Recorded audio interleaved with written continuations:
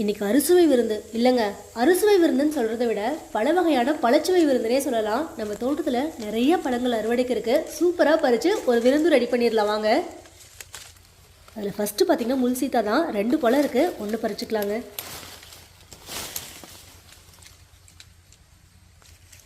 அடுத்து அங்கே பாருங்கள், நம்ம தோட்டத்தில் பஞ்சமே இல்லாமல் காய்க்கிறது பப்பாளி தாங்க. ஒரே ஒரு பப்பாளி பழமாக இருக்குது, அதையும் பறிச்சுக்கலாம்.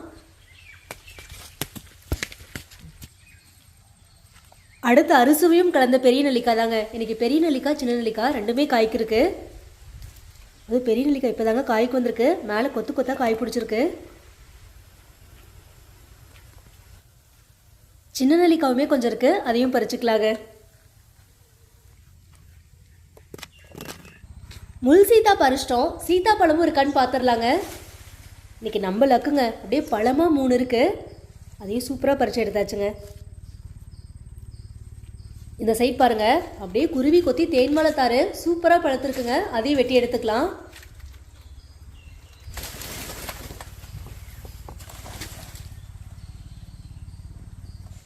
அடுத்து சப்போட்டா தாங்க, அப்படியே கொத்து கொத்தாக காய் பிடிச்சிருக்கு, அதையும் பறிச்சுக்கலாம்.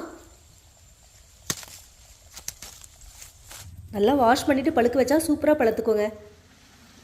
இன்றைக்கி எல்லா பழங்களும் சூப்பராக அறுவடை பண்ணியாச்சு. இப்போ அப்படியே ஒரு விருந்து ரெடி பண்ணிடலாங்க.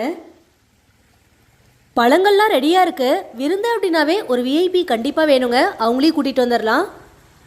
அப்படியே இலையும் சூப்பராக கட் பண்ணியாச்சுங்க. இப்போ பாருங்கள் எப்படி கலர்ஃபுல்லான ஒரு சூப்பர் விருந்து ரெடியாக போகுதுன்னு.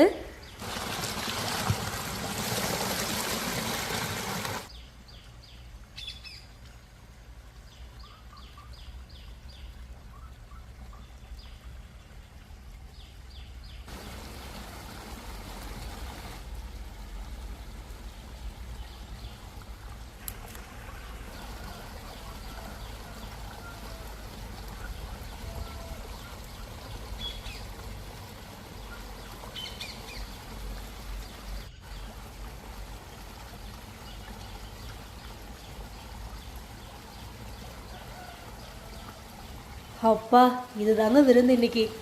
பப்பாளி, சீத்தா, வாழை, நெல்லி, சப்போட்டான்னு ஒரு சூப்பரான விருந்து. அதுவும் செம்ம கலர்ஃபுல்லாக இருக்குது. வாங்க சாப்பிட்லாம்.